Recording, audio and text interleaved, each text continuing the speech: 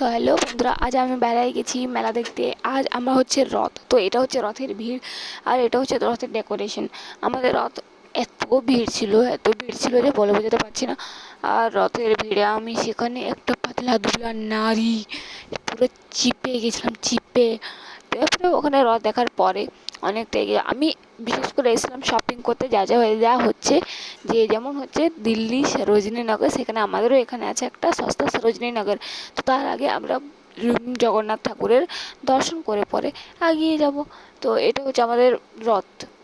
রথটা দেখতে খুবই সুন্দর লাগছিল সামনে থেকে, কিন্তু যা ভিড় ছিল তার মধ্যে আমি না নড়তে পারছিলাম না কিছু। তো তার ফলে একটু কষ্ট হয়েছিল। তারপরে আমি ওই ভিড়ের মধ্যে আমি বার হয়ে গেলাম সস্তা সরোজিনীনগর আমাদের।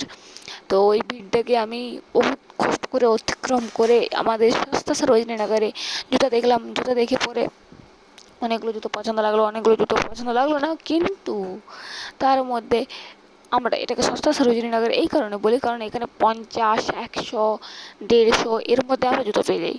ঠিক আছে, এগুলো হচ্ছে জুতো। আর এইখানে আজ রথের জন্য জুতোর ভিড়। আমার শপিং করা হয়ে গিয়েছিলো, আমি সেখানে হাঁটতে হাঁটতে গুড়ুগুড়ু গুড়ুগুড়ু গুড়ুগুড়ু গুড়ুগুড়ু করে আমি চলে গেছিলাম। আর যা ভিড় ছিল তার মধ্যে গরমে আমি পাসিনা পাসিনা হয়ে গেছিলাম। সো এটা আমার জুতো।